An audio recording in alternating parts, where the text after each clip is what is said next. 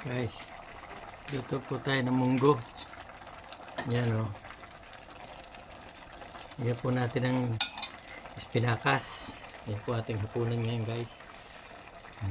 Yan, saka po isang prito. Yan. Okay na po yan. Kailangan po magtipid tayo. Ito po ilalagay natin spinach po, espinakas dito sa spag. Yan. Ito po yung hapunan ngayon.